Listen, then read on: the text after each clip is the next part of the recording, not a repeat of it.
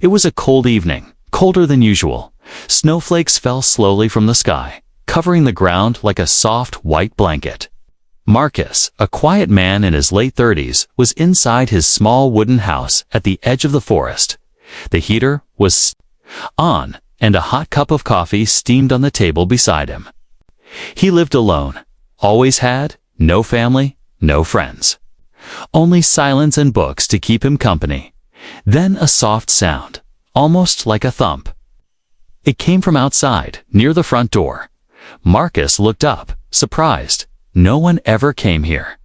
It was too far from the main road, too quiet, too forgotten. He stood up, walked slowly to the door, and opened it just a little. Cold air rushed in, stinging his face. His eyes widened.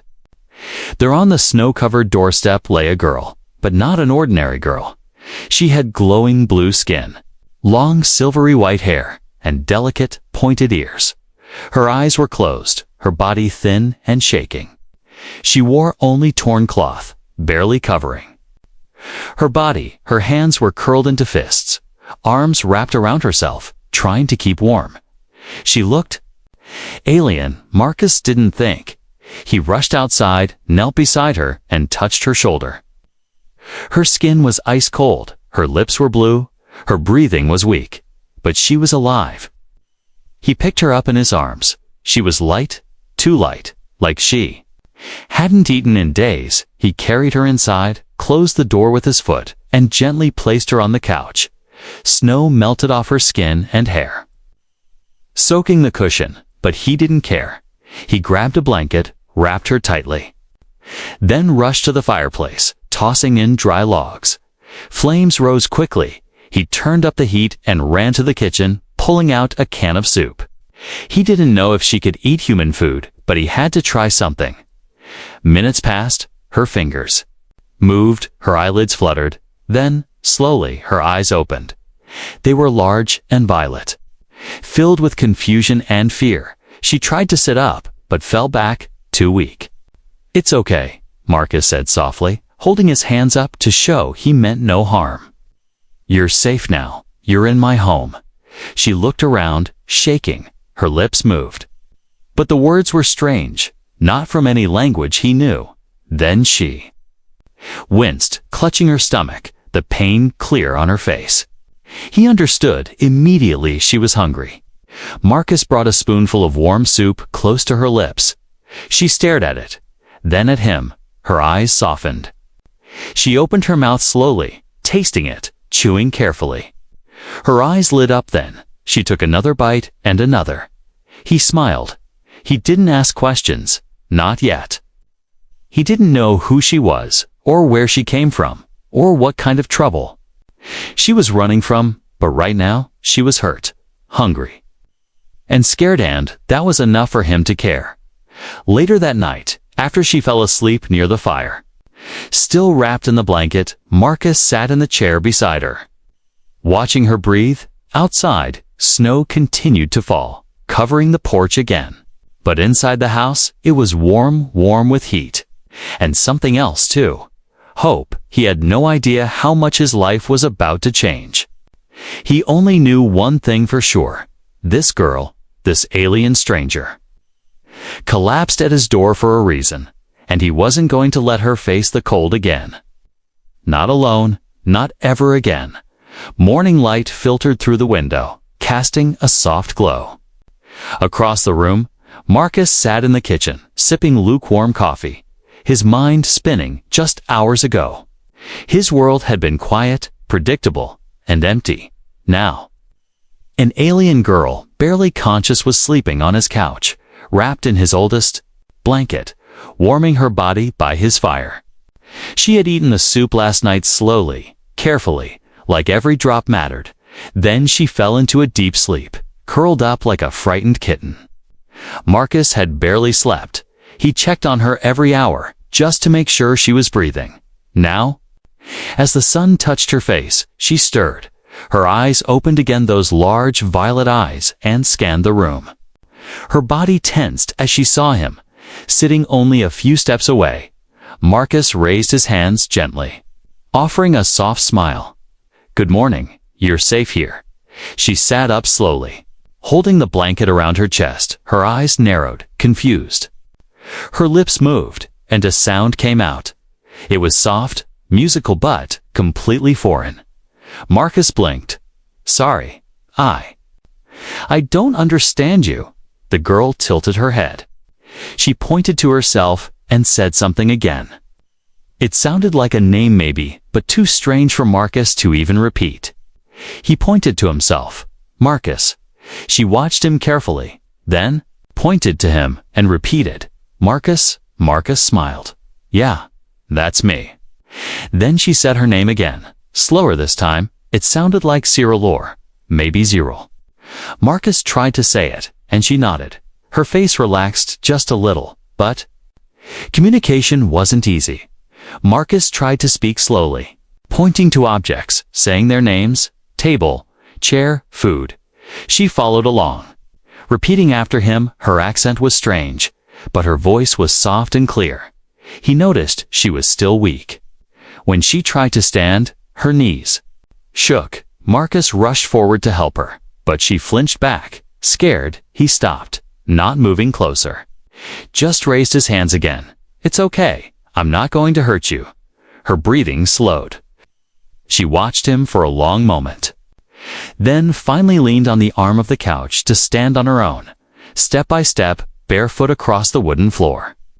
She looked around the room like everything was alien to her, because it was. Marcus brought her more food, bread and fruit. This time, she examined it like a scientist, then slowly tasted it. She liked the fruit, especially the red apple. She even gave a tiny smile after the first bite. That small smile hit Marcus harder than he expected. He pointed to the apple. Apple. She blinked. Then repeated, apple. Good. He nodded. Smart girl. She tilted her head. Then said something in her language, followed by a hand to her chest. Marcus understood her meaning. Who are you really? Are you helping me? He didn't know how to answer, so he placed his hand on his chest and simply said, Good person. She stared at him. Then her gaze softened as if she understood. Not the words but the heart behind them, but just as things started to feel calm again, a sound outside made her jump up. Bird call. Nothing dangerous, but she crouched behind the couch, panicked. Her body shook, and her wide eyes scanned the windows like someone was hunting her. Marcus quickly closed the curtains and locked the doors. He moved slowly, showing her it was okay. He brought the blanket and gently placed it near her. She grabbed it and covered herself like a shield, her breathing fast and heavy, whatever she had escaped from. It was still fresh in her mind. Later that afternoon, she found a photo on the table. It was an old picture Marcus with his parents. Smiling together, she pointed at the image, then at Marcus, tilting her head again. My family, Marcus said. Voice quiet. They're gone now. She looked at the photo, then at Marcus again. Something in her eyes changed. Her fingers touched the edge of the frame gently. Then she looked down and whispered something soft in her own tongue, her voice trembling. Marcus didn't need translation to understand. She had lost her family too, and maybe, just maybe this broken house in the middle of nowhere could become something new for both of them. Zara, as Marcus had come to call her, was beginning to adjust, but it was a slow process, one moment at a time. One word at a time, one look at a time. The snow outside had not stopped for 3 days. It turned the world into a white sea of silence, but inside the house, warmth slowly returned, not just from the fireplace, but from something deeper, something human. Zira still didn't speak much. Her own language was beautiful, but strange. Marcus could only guess at what she truly meant most of the time. Still, they were learning how to talk without words. A nod, a raised eyebrow, a gentle gesture, these were enough. Marcus found her one morning sitting on the floor near the fire, legs crossed like a child. Her silver hair had dried and now fell over her shoulders in soft waves. She wore one of his old sweaters, far too big for her small frame. But she didn't seem to mind. Her thin fingers traced the wooden floor as if reading its history. He walked over, holding something in his hands. "You ever seen one of these?" he asked, kneeling beside her. It was a coloring book, something from his childhood he'd kept in an old box. Inside were pages of animals, trees, houses, and people, untouched, fresh, and waiting. He also held out a small pack of crayons. Zaira blinked, then tilted her head. He handed the book to her and opened it to a blank page with a smiling dog. She stared at it for a long moment, then took one of the crayons in her delicate fingers. Slowly, carefully, she began to color. Not quite inside the lines, but with focus and care. Marcus watched her, smiling. "That's a dog," he said, tapping the page. "Woof, woof." Zaira stopped coloring and looked up at him. Puzzled, he got on all fours and barked like a dog. Woof, woof. For a moment, her eyes widened and then it happened. She laughed, not just a small chuckle, but a real laugh. Soft and sudden, like the sound of wind chimes in summer. Marcus froze. He hadn't heard that sound before, not from her, not in this house, not in years. She covered her mouth, as if surprised by the sound she made. Then her eyes met his, glowing like starlight, and slowly her lips curled upward into something shy. Uncertain but real. Her first smile, Marcus felt his chest tighten, not in pain, but in warmth. Like his heart had been asleep and was now waking up. That one smile made all the silence worth it, all the guessing, all the effort. It was the most beautiful thing he had seen in years. "You looked better when you smile," he said gently. She didn't understand the words, but something in his voice made her smile again. This time, wider, softer, more certain. From that day on, something between them shifted. Zaya started following him around the house, watching how he used the kettle, how he folded laundry, how he watered the dying plant in the corner. She mimicked him, sometimes clumsily folding towels or placing a cup exactly where he had it. Was almost childlike, but also sweet. At night, she sat near him while he read from an old book. She couldn't understand the words, but she listened anyway. Her head tilted slightly, her eyes calm. One evening, Marcus handed her a notepad. "And a pencil. Can you draw your home?" he asked, pointing to her chest, then making a roof shape with his hands. Zaira stared at the paper. Her smile faded slightly. She hesitated, then slowly began to draw not a planet. Not a house, but a cage. A small figure was inside it, curled up, alone. Marcus's breath caught in his throat. She had been a prisoner wherever she came from. It wasn't kind to her, and now she was free. He gently placed his hand over hers and said quietly, "Not anymore." She looked at him, eyes full of something between sorrow and relief. That night, just before she fell asleep near the fire, she looked up at him and whispered, "Family." Marcus turned, surprised. "What?" She pointed to him, then to herself, and said again, "Family." He didn't need a translator. He smiled and whispered back, "Yeah." Family, and in the soft crackle of the fire, two strangers once alone sat side by side. The alien girl who had collapsed at his door now called him family, and for Marcus, who had long forgotten what that word felt like, it meant everything. It was just after sunset when the silence broke. Marcus had just finished cooking dinner. A simple vegetable stew. Zaira was sitting at the table now, learning how to use a spoon. Her progress was slow, but she was getting better every day. She knew. Longer flinched at every sound. She even hummed softly to herself sometimes. But that evening, something in the air changed. A low rumble rolled across the sky. Distant but deep, like thunder. Marcus looked up from the stove, eyebrows narrowing. The sound wasn't natural. It wasn't a storm, it was something mechanical. Something alive, Zaira froze, mid-bite. Her violet eyes widened. The spoon clattered from her hand and hit the floor. Her body stiffened, hands trembling. Zaira. Marcus asked, walking over to her, "What is it?"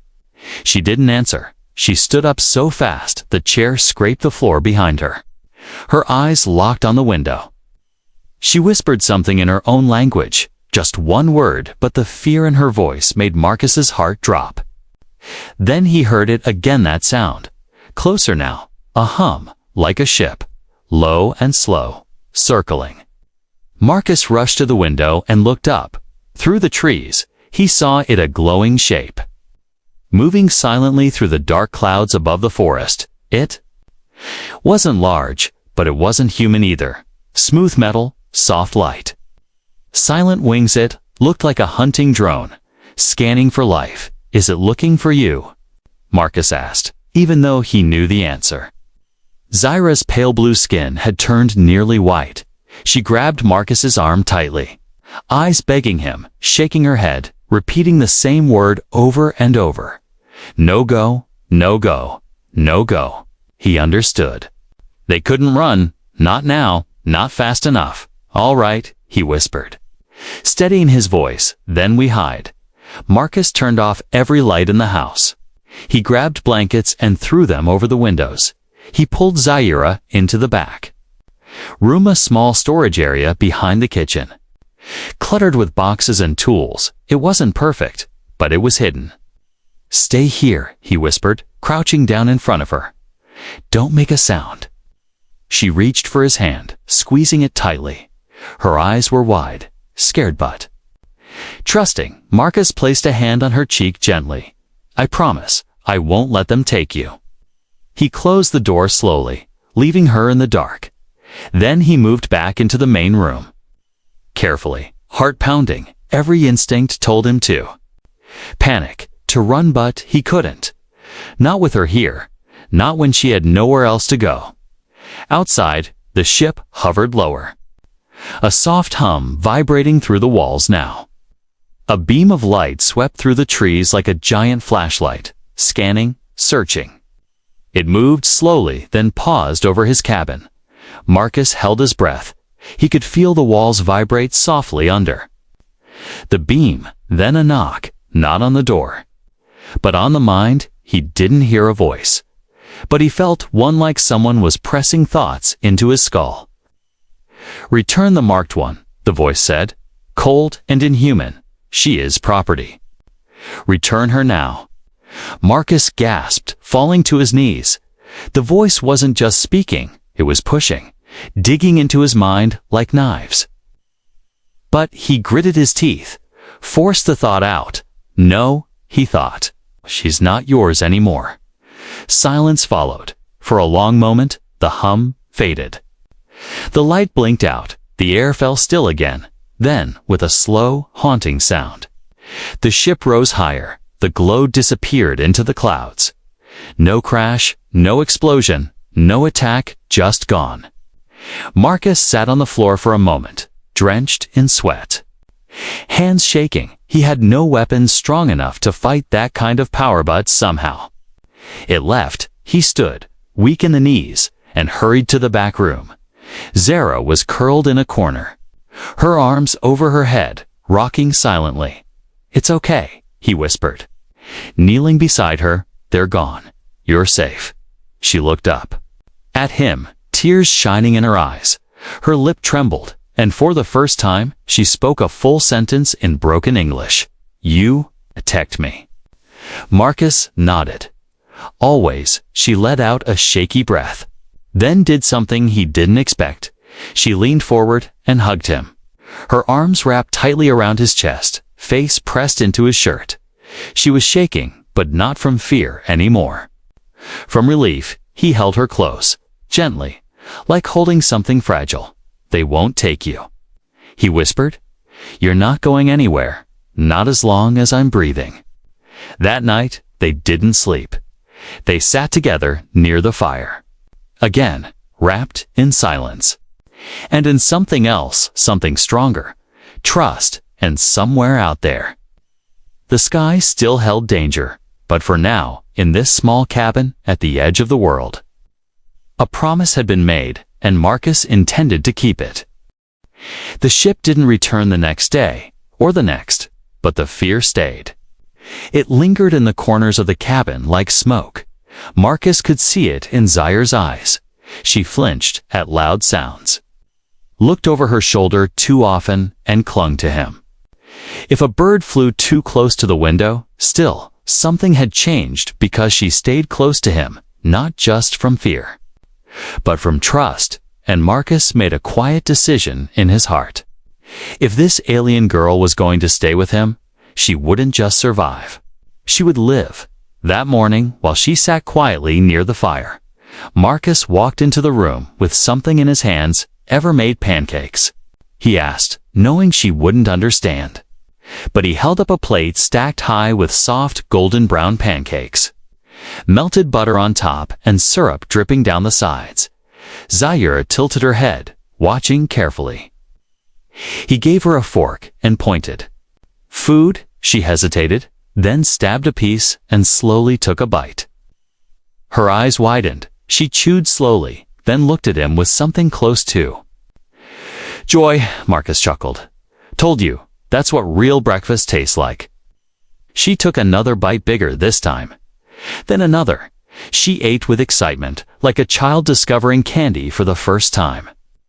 He watched her, and something warm filled his chest again after breakfast.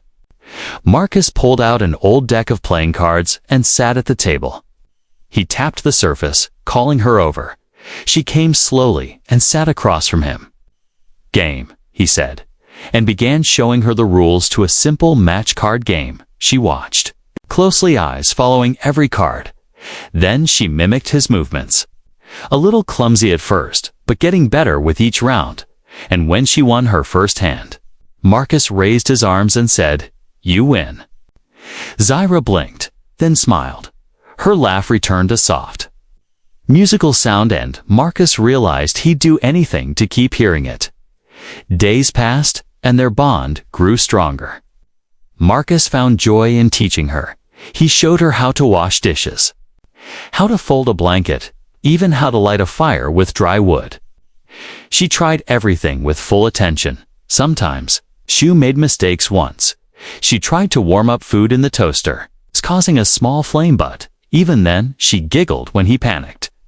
She was learning not just how to live, but how to be human.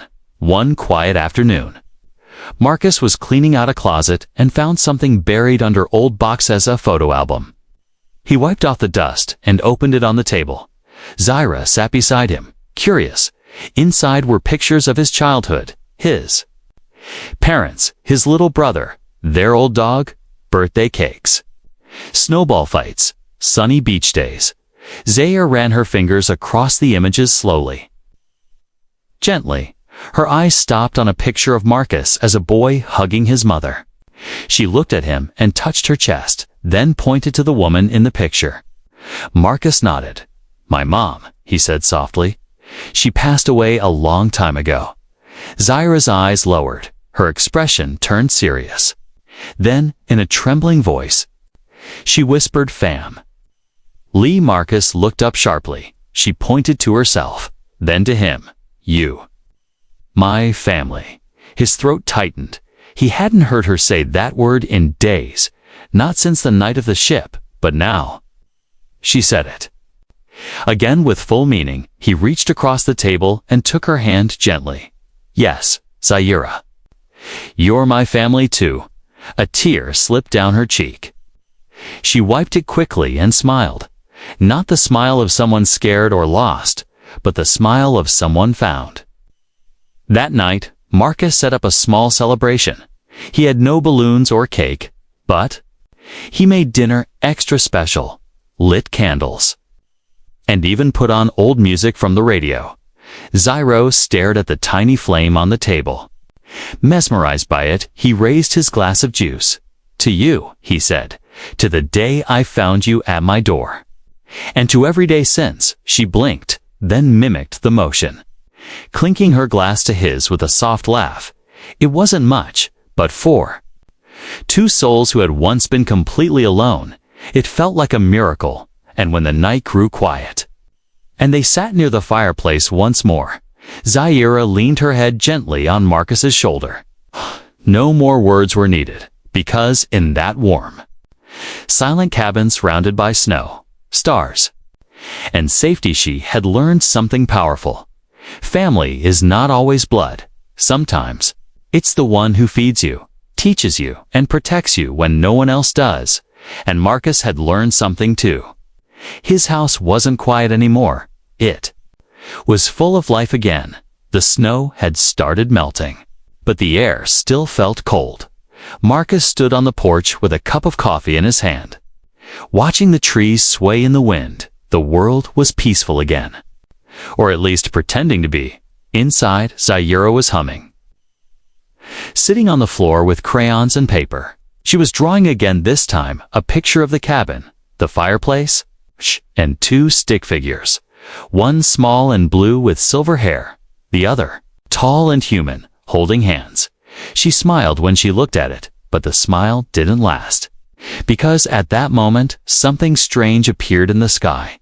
A sharp, fast-moving shadow, too quiet to be a plane, too slow to be a meteor. Marcus turned sharply. Squinting, it was a ship, not like the one from before. This one was darker, more aggressive-looking, sleek black metal. No visible windows, and a red, blinking light on its underside. It hovered above the trees, scanning, hunting. Marcus dropped the cup. Zaire. She looked up just once and froze. She knew, without a word, she ran to the back of the house. Grabbing the small cloth bag Marcus had helped her make, she stuffed her drawing inside, along with the smooth rock he gave her and a folded picture of the two of them standing in front of the fireplace. Marcus was already locking doors, grabbing the old hunting rifle from under the bed. He wasn't sure it would help, but it made him feel less helpless. Zaira stood at the door, shaking. "They find me," she whispered. "No," Marcus said, loading the gun. "Not while I'm breathing." The ship didn't land, but it sent something down. A small, round object flew low, hovering above the snow, blinking rapidly. A voice echoed through the air, artificial and cold. "Subject 8713. Surrender now. Your property status remains active. Return is mandatory." Zira backed away, covering her ears, her eyes filled with tears. Marcus stepped in front of her. Raising the gun, "She's not your property," he shouted. "She's not going anywhere with you." The drone focused on him now, blinking faster. A beam of red light scanned his face. "Warning," it said. "Human interference will be neutralized." Marcus didn't wait. He aimed and fired. The bullet smashed into the drone's side, sending sparks and smoke into the air. The machine twisted and fell, crashing into the snow. But the silence didn't last. The ship began to descend, slow and loud, branches cracking beneath it. Zaira grabbed his hand. "We go now," she said, her voice urgent. "There's no place to run," Marcus replied. "They'll track you again." She looked down, ashamed. "I make danger for you." He cupped her face in his hands. "No, you didn't bring danger. You brought meaning back to this house. You brought meaning back to mine." For a long second, neither spoke. Then Marcus turned and opened the hidden cellar door, under the kitchen rug. "Go. Hide down there. If they come in, I'll stop them." Zaire shook her head. "No, leave you. You have to," he said, voice cracking. "I can't let them take you." Not again. Suddenly, the cabin shook. Heavy boots landed outside. They had arrived, 3 figures in black armor. Tall and alien-looking, faces hidden behind glowing red visors. They spoke in the same cold, robotic voice. "Return the subject, human." Marcus stood at the door with the rifle, his hands shaking but firm. "I said no." One of the armored beings stepped forward. "You are unarmed against our level of technology." Marcus smirked slightly. "Doesn't matter," he said. Sometimes family means standing even when you're going to fall. He fired. The shot hit one in the helmet, but only knocked it back. Not enough. They raised their weapons. Strange. Pulse rifles aimed directly at him, then crack. A window shattered from the back of the house. Zaira, instead of hiding, had jumped out the rear window. Her feet hit the snow hard, and she started running toward the tree line. The aliens turned, instantly chasing nitrogen monoxide. Marcus shouted, firing again and again, trying to slow them down. He ran after them, his legs pushing through the snow, heart pounding in his chest. But it was Zaira who surprised them all. As one alien grabbed her, she spun and let out a sharp cry. Her voice changed, almost like a frequency weapon. The creature dropped to its knees. Stunned, Marcus caught up, raised the rifle, and slammed the butt into the remaining guard's head. The last one backed off, sensors flashing, recalculating, threat. Level exceeded, it announced. Retreat initiated. The ship, without warning, lifted into the air. Leaving a storm of snow behind, the aliens vanished. Silence returned. Marcus dropped the gun and fell to his knees, breathing hard. Zarya ran to him. Wrapping her arms tightly around his chest, he hugged her back, harder than ever before. You didn't run, he whispered. She shook her head. You protect me. I protect you. That night, they didn't speak much. But as they sat near the fire again, closer than ever, Marcus knew one thing: they would always protect each other, because that's what family does. The battle was over. The black ship was gone. The snow slowly settling again over the trees. The broken drone parts still lay scattered across the yard, half buried under white. But there was no more danger, no more shadows in the sky, no more voices demanding her return. Zaira and Marcus had survived. Together, Marcus stood quietly in the doorway of the cabin. His hands still sore from gripping the rifle so tight, his breath fogged the glass as he looked outside. Everything looked the same, but everything had changed. Behind him, Zaira moved silently through the small kitchen. She was making tea now. The way he had taught her, her movements were gentle, focused. She wore one of his clean shirts, tucked neatly around her. Her silver hair was tied back, her eyes calm. Marcus turned, watching her. He still couldn't believe it. The girl who had collapsed on his doorstep weeks ago, hungry, scared, was now smiling at the kettle as it whistled softly. Tea ready, she said, proudly, placing the cup in front of him. He took it with a small grin. Thanks, chef. She giggled and sat across from him at the table. For a long while, they sipped quietly, listening to the wind outside. Then Zara looked up, her voice softer than ever. I go now. You want? Marcus paused, staring into his cup. What?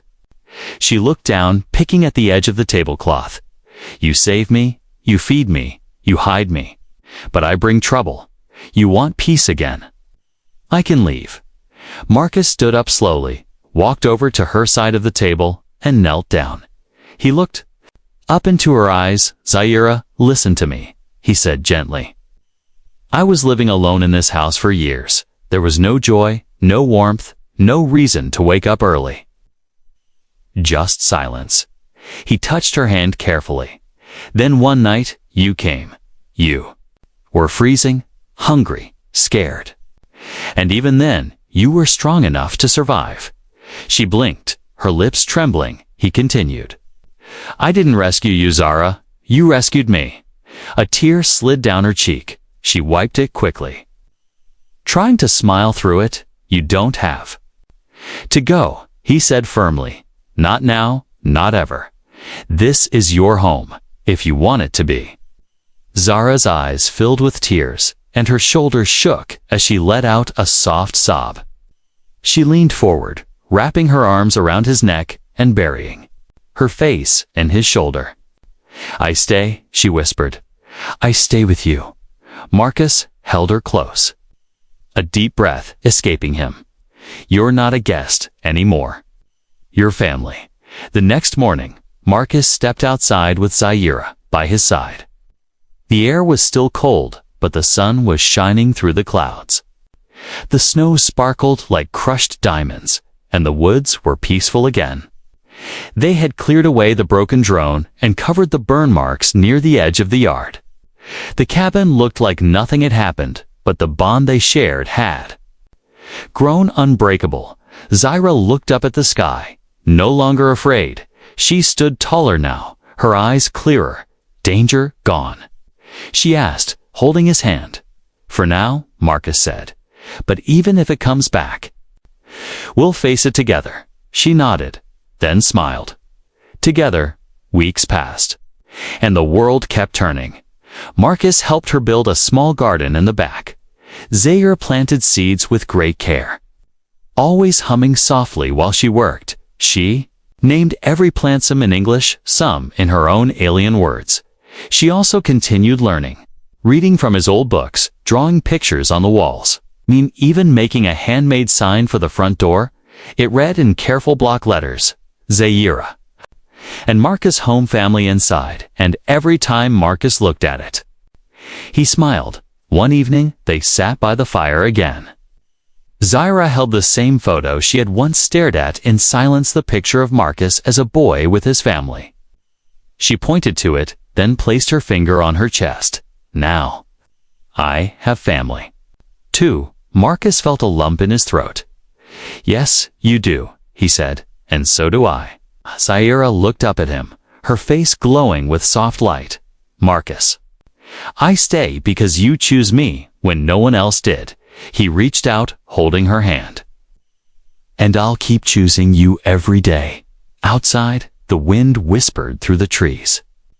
But inside the little cabin, there was warmth, laughter, and something stronger than fear. Two souls who had nothing now had everything. Because when she collapsed at his door, he didn't see a stranger. He saw someone worth saving. And in return, she gave him the one thing he didn't know he needed: a reason to live again.